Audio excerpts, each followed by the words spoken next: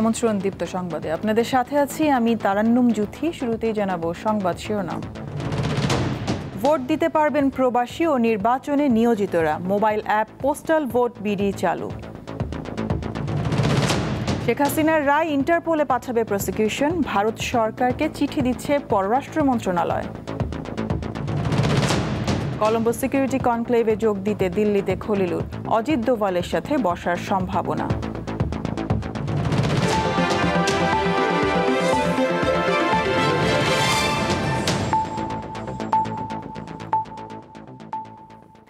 আসন্ন ত্রয়োদশ জাতীয় সংসদ নির্বাচনে ভোট দিতে পারবেন প্রবাসী বাংলাদেশি, নির্বাচনী দায়িত্বে নিয়োজিত ব্যক্তি, কর্মসূত্রে নির্বাচনী এলাকার বাইরে থাকা ব্যক্তি এবং আইনি হেফাজতে থাকা সবাই। পোস্টাল ব্যালটে তাদের ভোট দেওয়ার সুযোগ দিতে মঙ্গলবার mobile application app postal vote BD চালু করেছে নির্বাচন কমিশন। এদিকে 12,96,95,183 জনের চূড়ান্ত ভোটার তালিকা প্রকাশ করেছে ইসি। বিশ্বের বিভিন্ন দেশে বসবাসরত প্রবাসীদের ভোটাধিকার নিশ্চিতের দাবি দীর্ঘদিনের। এরই পরিপ্রেক্ষিতে প্রথমবারের মতো প্রবাসীদের জাতীয় নির্বাচনে অংশগ্রহণের দুয়ার খুলে দিতে চালু করা হয়েছে পোস্টাল ভোট বিডি অ্যাপ। মঙ্গলবার সন্ধ্যায় এটি উদ্বোধনকালে প্রধান নির্বাচন কমিশনার বলেন, নতুন অ্যাপ বাংলাদেশের নির্বাচনের ক্ষেত্রে ইতিহাস সৃষ্টি করবে। এতদিন এই প্রবাসী নাগরিকরা জাতীয় নির্বাচনে ভোট দেওয়ার মৌলিক অধিকার থেকে বঞ্চিত ছিলেন। আজকের এই উদ্যোগ সেই বঞ্চনার অবসান ঘটাচ্ছে। 3 মাসের কিছুটা বেশি সময়ের মধ্যে মোবাইল অ্যাপ উন্মোচনের দুঃসাহস দেখানোর কাজ বাস্তবায়নের রূপ নিচ্ছে। আমি এটাকে দুঃসাহসই বলতে চাই। তিনি জানান, পোস্টাল ভোট অ্যাপটি 150-র বেশি দেশকে অন্তর্ভুক্ত করবে। 19 নভেম্বর থেকে বিশ্বের বিভিন্ন অঞ্চলে 5 দিন করে নিবন্ধনের সময় বেঁধে দিচ্ছে ইসি। দেশের নিবন্ধনের সময় শেষ হবে 23 ডিসেম্বর। যেখানে প্রবাসী বাংলাদেশি ছাড়াও দেশে ভোটের কাজে নিয়োজিত ব্যক্তি, নিজ এলাকার বাইরে কর্মরত সরকারি চাকরিজীবী ও আইনি হেফাজতে থাকা ব্যক্তিরা পোস্টাল ব্যালটে ভোট দিতে পারবেন। 53 ইয়ার্সে কোনোদিন ভোট দেয় নাই এবং ভোট দিতে পারবেন এমন একটা আস্থা সৃষ্টি করা, এটা একটা বিরাট চ্যালেঞ্জ। পোস্টাল ভোট বিডি আমাদের সেই বৈশ্বিক গণতন্ত্রের দরজা খুলে দিচ্ছে। আমি দৃঢ়ভাবে বিশ্বাস করি এই উদ্যোগ বাংলাদেশের গণতন্ত্রকে আরো শক্তিশালী করবে। এর আগে ত্রয়োদশ সংসদ নির্বাচন সামনে রেখে চূড়ান্ত ভোটার তালিকা প্রকাশ করে নির্বাচন কমিশন। প্রকাশিত তালিকা অনুযায়ী দেশের মোট ভোটার সংখ্যা 12,76,95,183 জন। মার্চে প্রকাশিত ভোটার তালিকার চেয়ে প্রায় 39 লাখ ভোটার বেড়েছে চূড়ান্ত তালিকায়।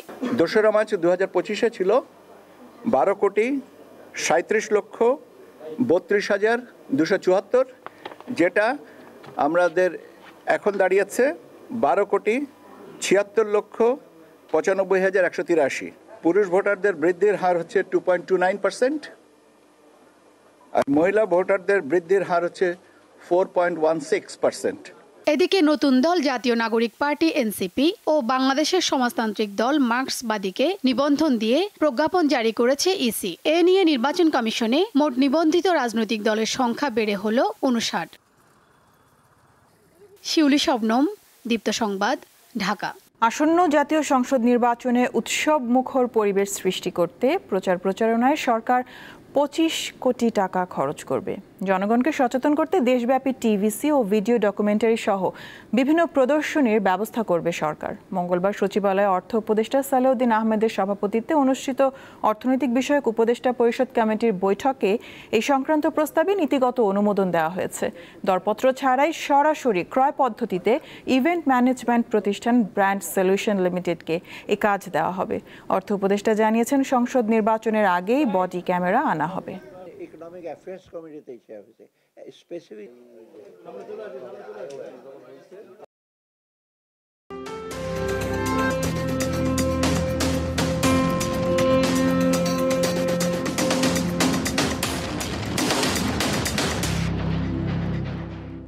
এবারে ভোটের হাওয়া। ত্রয়োদশ সংসদ নির্বাচনে পঞ্চগড় 2 আসন পুনরুদ্ধার করতে চায় বিএনপি। পরিবর্তিত পরিস্থিতিতে নির্বাচনী লক্ষ্য পূরণ করতে চায় জামায়াতে ইসলামী। পাশাপাশি মাঠ চষে বেড়াচ্ছে এনসিপি, বাংলাদেশ জাসদ ও জাগপা সহ অন্যান্য দল। বোদা ও দেবীগঞ্জ নিয়ে গঠিত পঞ্চগড় 2 আসন একসময় বিএনপির দুর্গ হিসেবে পরিচিত আসনটি 2008 সালে নবম জাতীয় সংসদ নির্বাচনে আওয়ামী লীগের দখলে চলে যায়। জেলা বিএনপির প্রয়াত সভাপতি মোজাহার হোসেনকে পরাজিত করে নির্বাচিত হন জেলা আওয়ামী লীগের সভাপতি ও সাবেক রেল মন্ত্রী অ্যাডভোকেট নুরুল ইসলাম সুজন। তবে পট পরিবর্তনের পর পাল্টে যায় রাজনীতির দৃশ্যপট। আসন্ন নির্বাচনে বিএনপির পাশাপাশি ভোটের মাঠে ভাগ বসাতে চায় জামায়াত সহ 8 দলীয় জোট আছে এনসিপি, বাংলাদেশ জাসদ, জাকপা সহ অন্যান্য রাজনৈতিক দলের প্রার্থীরাও। ভোটাররা বলছেন প্রচার প্রচারণা যতই হোক ক্লিন ইমেজের প্রার্থীকেই বেছে নিতে চান তারা। দেশ চালাইতে পারবে তাকে ভোট দিব, কোনো চাঁদাবাজিকে না, কোনো দুর্নীতিকে না। যেহেতু আমি ফার্স্ট ভোটার, ওই জন্য আমি অবশ্যই যোগ্য ব্যক্তিকেই ভোটটা দিব। তাকে কখনো ভোট দিই নেই, আর এমন প্রার্থীকে ভোট দিব আমি যে দেশের উন্নয়ন করতে পারে। ভোট সেন্টারে যেও আমরা ভোট দিতে পারিনি, দুর্নীতি সন্ত্রাস এগুলো আমরা মুক্ত চাই। সুখ সুবিধা দিবে তাদেরকে আমরা ভোট দেব, বুঝি না দল আর বুঝি না বেদল। ভালোভাবে এবং মানুষের সুখে দুঃখে কাছে থাকে এইরকম মানুষকে আমরা ভোট দেব। গণসংযোগ, ইউনিয়ন পর্যায়ে কর্মী সভা, উঠান বৈঠক, ঘরোয়া বৈঠক সহ বিভিন্ন কর্মসূচি নিয়ে মাঠে ব্যস্ত বিএনপির প্রার্থী ফরহাদ হোসেন আজাদ। পর্যটন সহ আরও অনেক আধুনিকরণ চিন্তা আছে, মিল ফ্যাক্টরি করার চিন্তা আছে, যার মধ্য দিয়ে এই এলাকার মানুষ যেন আগামী দিনে মাথা উঁচু করে দাঁড়াতে পারে। অপরদিকে পরিবর্তিত পরিস্থিতি কাজে লাগিয়ে আসনটি নিজেদের দখলে নিতে পাড়া মহল্লা ভিত্তিক উঠান বৈঠক, গণসংযোগ সহ সভা সমাবেশ করছে জামায়াত। তারা বলছেন মানুষ এবার পরিবর্তন চায়। যদি আমি নির্বাচিত হই, বিশেষ করে রাস্তাঘাটের অনেক বেহাল দশা রয়েছে, যেগুলো হকদার সেগুলো আগে কাজ করব। এদিকে পুরনো ভোটারদের পাশাপাশি তরুণ ভোটারদের টানতে মাঠ পর্যায়ে কাজ করছেন এনসিপি, বাংলাদেশ জাসদ, জাকপা সহ অন্যান্য দলের নেতাকর্মীরা। রাষ্ট্রীয় শক্তিকে ফ্যাসিবাদ হিসেবে প্রতিষ্ঠিত করেছিল এই সংবিধানের বিরুদ্ধেই আমাদের লড়াইটা, যে নতুন করে যেন বাংলাদেশের কেউ ফ্যাসিবাদ হয়ে না দাঁড়াইতে পারে, জনগণের উপরে যেন নিষ্ঠুর যে নিপীড়ন, এই নিপীড়নটা যেন কখনো না হয়। এর পাশাপাশি আমাদের আরও 2টি দাবি আছে, বিচার এবং সংস্কার লাগবে।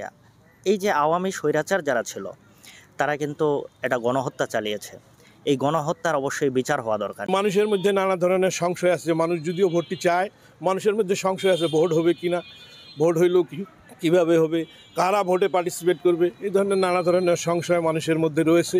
আমরা চাই সরকারের কাছে আমাদের উদ্যত আহ্বান, অনতিবিলম্বে তারা আইন শৃঙ্খলার উন্নতি করে একটা অর্থবহ সকলের কাছে গ্রহণযোগ্য একটা নির্বাচনের দিকে যাবে। কামরুন নাহার, দীপ্ত, বার্তা কক্ষ। শেখ হাসিনা ও আসাদুজ্জামান খান কামালের সাজার পরোয়ানা পররাষ্ট্র মন্ত্রণালয়ের মাধ্যমে ইন্টারপোলে পাঠাবে প্রসিকিউশন। মঙ্গলবার আন্তর্জাতিক অপরাধ ট্রাইব্যুনালের ব্রিফিংয়ে প্রসিকিউটর গাজী MH তামিম এই কথা জানান। এদিকে জুলাই গণঅভ্যুত্থানের প্রথম শহীদ রংপুরের বেগম রোকেয়া বিশ্ববিদ্যালয়ের শিক্ষার্থী আবু সাইদ হত্যার ঘটনায় মানবতাবিরোধী অপরাধের মামলায় 15তম দিনের সাক্ষ্য গ্রহণ হয়েছে। আন্তর্জাতিক অপরাধ ট্রাইব্যুনাল 2-এ বিচারপতি নজরুল ইসলাম চৌধুরীর নেতৃত্বাধীন 3 সদস্যের বিচারিক প্যানেলে এই সাক্ষ্য গ্রহণ অনুষ্ঠিত হয়। এই মামলায় 2 জন সাক্ষীর জবানবন্দি গ্রহণ করে ট্রাইব্যুনাল। তারা হলেন পুলিশের SI মোহাম্মদ মাহমুদুল হাসান ও শিক্ষার্থী শানে রনক বসুনিয়া। এই 2 জন আসামি পলাতক আছে, তাদের বিরুদ্ধে একটি গ্রেফতারি পরোয়ানার কপি সহ রেড নোটিশ জারির আবেদন করা আছে আমাদের আগেই। সেটাকে এখন মডিফাই করে গ্রেফতারি পরোয়ানার বদলে কনভিকশন ওয়ারেন্ট, এই কনভিকশন ওয়ারেন্ট বা সাজার পরোয়ানা মূলে আমরা তার বিরুদ্ধে আরেকটি ইন্টারপোলে নোটিশ জারির জন্য আবেদন করব থ্রু ফরেন মিনিস্ট্রি। দণ্ডপ্রাপ্ত সাবেক প্রধানমন্ত্রী শেখ হাসিনাকে ফেরত চেয়ে ভারতকে চিঠি দিবে বাংলাদেশ। চিঠি প্রস্তুত করা হচ্ছে বলে জানিয়েছেন পররাষ্ট্র উপদেষ্টা তৌহিদ হোসেন। মঙ্গলবার সন্ধ্যায় পররাষ্ট্র মন্ত্রণালয়ে সাংবাদিকদের এই কথা জানান তিনি। বলেন, সাজার রায়ের কপি পাঠাবে না পররাষ্ট্র মন্ত্রণালয়, শুধুমাত্র একটি নোট ভার্বালের মাধ্যমে রায়ের বিষয়টি জানিয়ে ভারতে পলাতক শেখ হাসিনাকে হস্তান্তর করতে বলা হবে সরকারের তরফ থেকে। কলম্বো সিকিউরিটি কনক্লেভ CSCর 7ম বৈঠক আগামী বৃহস্পতিবার ভারতের দিল্লিতে অনুষ্ঠিত হবে। এতে অংশ নেবেন ভারত, শ্রীলঙ্কা, বাংলাদেশ, মালদ্বীপ ও মরিশাসের নিরাপত্তা কর্মকর্তারা। এতে যোগ দিতে জাতীয় নিরাপত্তা উপদেষ্টা খলিলুর রহমান মঙ্গলবার সন্ধ্যায় ভারতে গেছেন। দিল্লির ইন্দিরা গান্ধী আন্তর্জাতিক বিমানবন্দরে তাঁকে স্বাগত জানান ভারতের জাতীয় নিরাপত্তা পরিষদ সচিবালয়ের একজন জ্যেষ্ঠ কর্মকর্তা। ঢাকা ও দিল্লির কূটনৈতিক সূত্রগুলো জানিয়েছে, খলিলুর রহমানের দিল্লি অবস্থানকালে তাঁর সঙ্গে ভারতের জাতীয় নিরাপত্তা উপদেষ্টা অজিত দোভালের বৈঠক হতে পারে। এতে দুই দেশের সম্পর্ক নিয়ে আলোচনা হওয়ার সম্ভাবনা রয়েছে। সম্প্রচারের 1 দশক পূর্ণ করল বেসরকারি স্যাটেলাইট টেলিভিশন চ্যানেল দীপ্ত টিভি। মঙ্গলবার আনন্দ আয়োজনে প্রতিষ্ঠাবার্ষিকী উদযাপন করা হয়। কর্তৃপক্ষ জানিয়েছে, দীপ্ত টিভিকে আন্তর্জাতিকভাবে প্রসারিত করার উদ্যোগ নেওয়া হয়েছে। আলোয় ভুবন ভরা স্লোগানকে ধারণ করে 2015 সালের 18 নভেম্বর আনুষ্ঠানিক যাত্রা শুরু করে দীপ্ত টেলিভিশন। দীর্ঘ এই যাত্রার প্রতিটি ধাপে দীপ্ত টেলিভিশন চেষ্টা করেছে চমকপ্রদ ও গুণগত মানসম্পন্ন অনুষ্ঠান দিয়ে দর্শকদের বিনোদন যোগাতে। সবাইকে স্বাগত দীপ্ত সংবাদে। একই সঙ্গে বস্তুনিষ্ঠ সংবাদ, কৃষিভিত্তিক ধারাবাহিক, জলবায়ু পরিবর্তন সম্পর্কিত অ্যানিমেশন টুমোরো সহ অন্যান্য প্রয়োজনীয় অনুষ্ঠান সম্প্রচার করেছে দীপ্ত টেলিভিশন। তোমাদের জন্য এই পৃথিবীটা ধ্বংস হয়ে যাবে। পালকি, অপরাজিতা, খুঁজে ফিরি তাকের মতো দেশি ধারাবাহিক নাটকের সঙ্গে বিদেশি ড্রামা সিরিজ সুলতান সুলেমান নিয়ে যাত্রা শুরু করেছিল দীপ্ত টেলিভিশন। আমি সুলেমান। নিজস্ব স্টুডিও, সেট ও জনবল নিয়ে নির্মাণ সম্প্রচার করেছে ভালোবাসার আলো আধার, মধ্যবর্তিনী, খলনায়ক, মান অভিমান ও মাশরাফি জুনিয়রের মতো দর্শকপ্রিয় ধারাবাহিক নাটক। এত আপন হয়ে গেছে, ও কি সত্যিই আমাকে পছন্দ করে? এছাড়া নিজস্ব অনুবাদ টিম, কণ্ঠাভিনয় শিল্পীদের মাধ্যমে বিদেশি সিরিজ বাহার, ফেরিহা, জননী জন্মভূমি, সুলতান সুলেমান, কসেম ও রহস্যময়ী হয়ে উঠেছে দর্শক নন্দিত। একই সঙ্গে দর্শকপ্রিয় হয়ে উঠেছে বর্তমানে সম্প্রচারিত খুশবু, রূপনগর, গুড ডক্টরের মতো ড্রামা সিরিজ। ভাঙা হাড়গুলো শরীর থেকে বের করে টাইটানিয়ামের হাড় দিয়ে রিপ্লেস করতে পারি। মঙ্গলবার রাজধানীর তেজগাঁয়ে দীপ্ত টিভির প্রধান কার্যালয়ে প্রতিষ্ঠা বার্ষিকীর কেক কাটা হয়। এতে অংশ নিয়ে দীপ্ত টিভির ব্যবস্থাপনা পরিচালক তুলে ধরেন ভবিষ্যৎ পরিকল্পনার কথা। এই টেলিভিশন আজকে যতটুকু অর্জন করছে সবই যারা এই পরিবারের সাথে যারা আছেন তাদের কৃতিত্ব। আমাদের এন্টারটেনমেন্ট যে প্রোগ্রামগুলি, বিশেষ করে নাটক এবং আমাদের লোকাল নাটক, এর মান অনেক উন্নত করতে হবে। আমরা আশা করি যে বিদেশি চ্যানেলগুলিতে যে স্ট্যান্ডার্ডে নিউজ দেখানো হয় আমরাও সেরকম স্ট্যান্ডার্ডই দেখতে পারবো।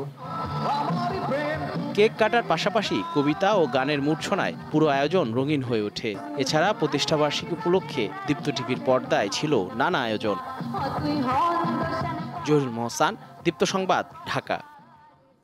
প্রয়াত রাজনীতিবিদ মওদুদ আহমেদের শেখ হাসিনার পতন দেখতে না পারা দুঃখজনক বলে মন্তব্য করেছেন বিএনপি মহাসচিব মির্জা ফখরুল ইসলাম আলমগীর। মঙ্গলবার সন্ধ্যায় রাজধানীর গুলশানে মওদুদ আহমেদ রচিত বইয়ের মোড়ক উন্মোচনকালে তিনি এই মন্তব্য করেন। বিএনপি মহাসচিব বলেন, ব্যারিস্টার মওদুদ নিষ্ঠার সঙ্গে ইতিহাস চর্চা করতেন।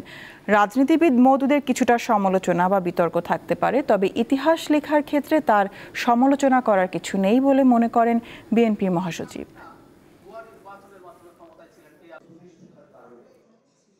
এই মুহূর্তে ব্যারিস্টার মওদুদকে আমাদের খুব বেশি দরকার ছিল, কারণ আমরা একটা অস্থিরতার মধ্যে বাস করছি।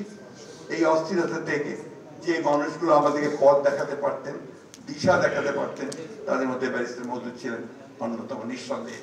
আমার দুঃখ হয় যে তিনি এই ফ্যাসিস্ট হাসিনার পতনটা দেখে যেতে পারেননি, যেটা তিনি আন্তরিকভাবেই দেখতে চেয়েছিলেন। পেশি শক্তি প্রয়োগ করে যারা নির্বাচনে জেতার স্বপ্ন দেখছে, তাদের স্বপ্ন দুঃস্বপ্নে পরিণত করা হবে বলে জানিয়েছেন জামায়াতে ইসলামের আমির ডক্টর শফিকুর রহমান। মঙ্গলবার রাতে রাজধানীর মিরপুরে প্রীতি সমাবেশে যোগ দিয়ে তিনি এই কথা বলেন।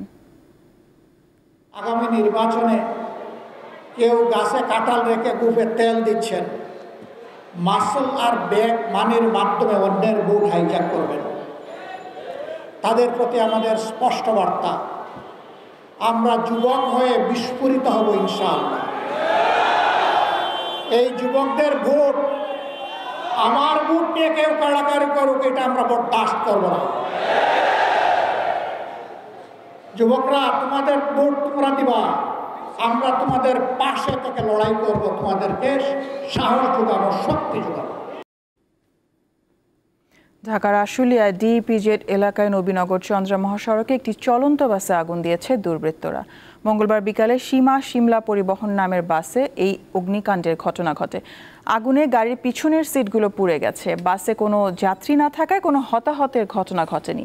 এর আগে সকালে সাভারে আশুলিয়ার বগাবাড়ি বাসস্ট্যান্ড এলাকায় একটি কাঁচামাল ভর্তি পিকআপে আগুন দেয় দুর্বৃত্তরা। খবর পেয়ে ইপিজেড ফায়ার সার্ভিসের একটি ইউনিট ঘটনাস্থলে পৌঁছে আগুন নেভায়।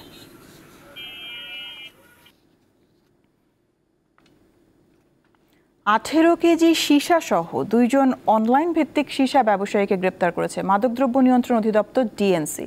মঙ্গলবার সংবাদ সম্মেলনে ডিএনসির মহাপরিচালক হাসান মারুফ জানান, গ্রেপ্তারকৃত 2 জন হল আব্দুল আলিম ওয়াসিফ ও আশিকুর রহমান সামি।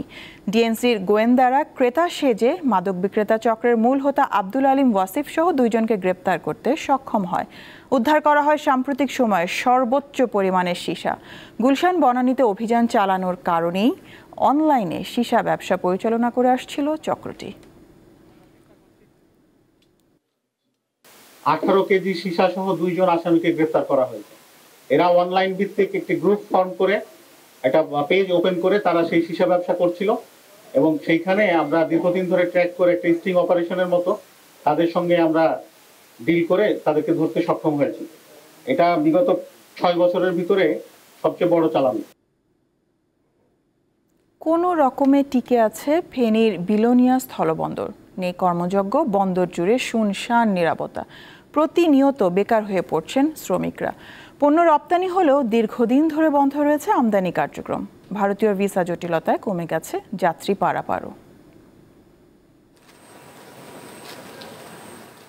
ফেনীর পরশুরাম উপজেলার সীমান্তে অবস্থিত বিলোনিয়া স্থলবন্দর 2009 সালের 23 ফেব্রুয়ারি বিলোনিয়া শুল্ক স্টেশনকে স্থলবন্দর ঘোষণা করা হয়। বিলোনিয়া বন্দরে যাত্রী আগমন ও বহির্গমন কমেছে আশঙ্কাজনক হারে। বন্ধ হয়ে গেছে আমদানি কার্যক্রম। শুধু রপ্তানি হচ্ছে সিমেন্ট, রশি ও প্যারেক। 2024-25 অর্থ বছরে 86,482 মেট্রিক টন পণ্য রপ্তানি হয়েছে। রাজস্ব আদায় হয়েছে 11,40,000 টাকা। মূলত রপ্তানি হয় সিমেন্ট, এছাড়া মাঝে মধ্যে রশি আর ফেরেক, আর আমদানি নাই বললেই চলে। তবে মাঝে মধ্যে মরিচ এবং আদা, বেল এই ধরনের কিছু ফল আসে। আমদানি না থাকায় বন্দরের লোড আনলোড শ্রমিকরা বেকার হয়ে পড়েছে। পরিবার পরিজন নিয়ে মানবেতর জীবনযাপন করছেন তারা। বিলোনিয়া বন্দরে আগে আমরা কাজ কাম করে চলতাম, এখন তো কাজ কাবার একেবারে কোনো কাজ কাম নয়। আমরা বেকার হয়েছি, আমরা খুব কষ্টে জীবনযাপন করতেছি।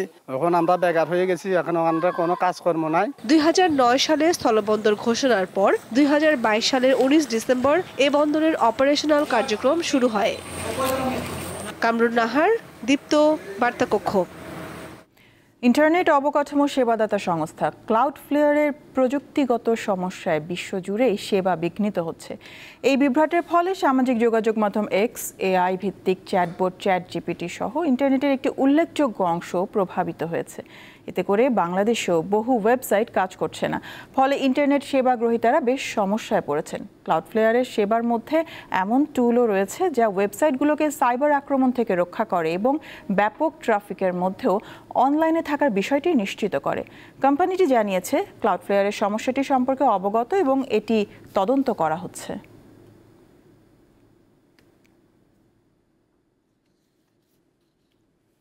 বাংলাদেশ ও আয়ারল্যান্ডের মধ্যে কাল শুরু হচ্ছে দ্বিতীয় টেস্ট। মিরপুরে খেলা শুরু হবে সকাল 9:30টায়। সাদা পোশাকে ক্যারিয়ারের 100তম ম্যাচ খেলার অপেক্ষায় মুশফিকুর রহিম।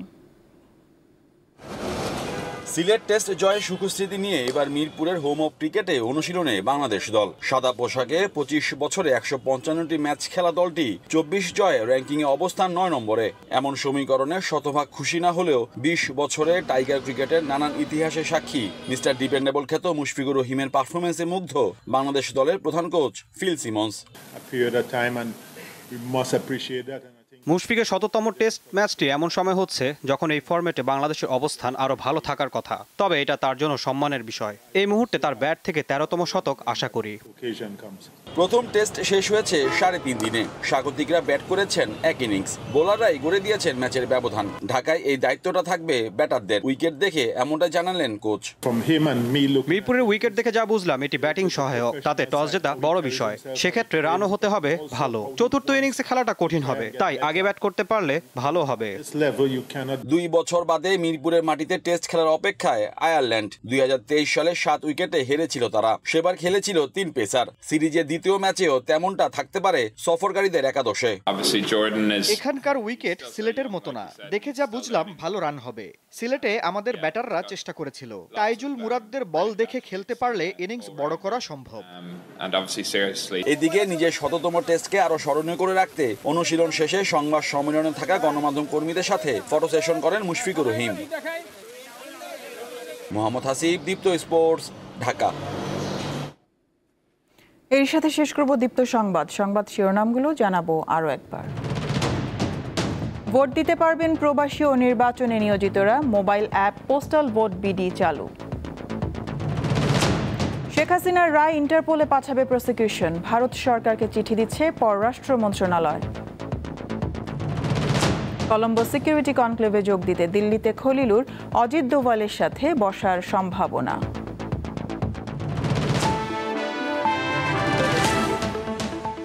এ ছিল এখনকার মতন। আমি তারান্নুম জুথি বিদায় নিচ্ছি। দর্শক আরও তথ্য বিনোদনের সংবাদ জানতে যুক্ত থাকুন দীপ্ত টিভির ডিজিটাল প্ল্যাটফর্মগুলোতে। এতক্ষণ সাথে থাকার জন্য ধন্যবাদ সবাইকে।